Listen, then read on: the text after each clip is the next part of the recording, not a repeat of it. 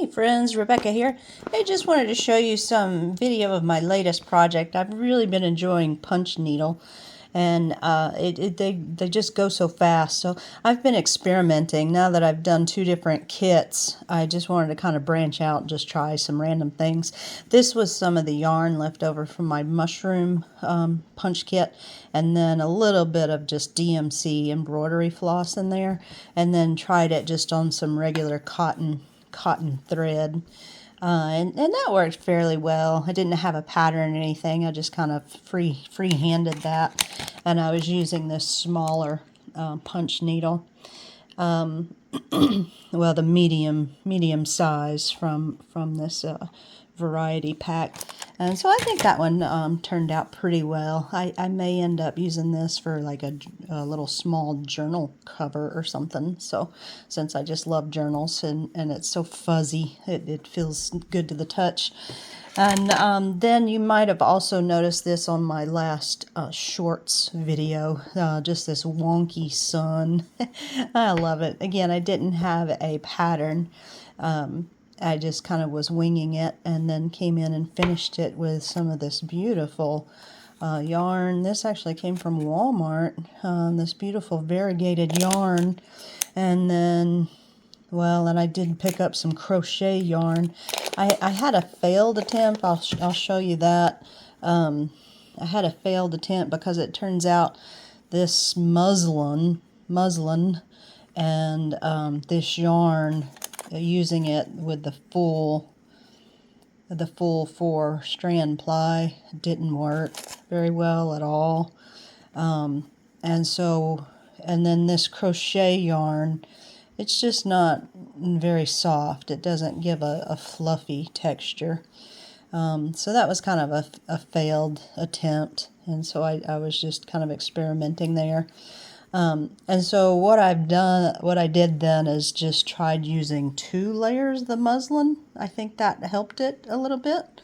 And then I split this, which is a pain. So the 4-ply yarn, I split it into 2 and 2. But I love that variegated look. And then this yellow, I ended up using embroidery floss, an entire skein of just regular cross-stitch embroidery floss. And it ended up fuzzier than I thought it was going to be. Again, my stitches are still pretty wonky, but it's okay. It's pretty forgiving on the loops side. All right, so at any rate, this particular hoop, I want to take this out of the hoop so I can just reuse the hoop. So I have tried 3D printing a circle, and so I'm gonna use this and see if I can get it to fit in this 3D print. And so I printed this off with like a groove in here, and so I'm gonna try taking this 1mm plate, which I also 3D printed, and I'm going to see if I can sandwich this in here and get this to stay in the grooves with the fabric. I probably didn't leave enough of a gap for this to work very well, but anyway, just wanted to kind of document this process, and once I get this in, I'll show you if that's going to work or not.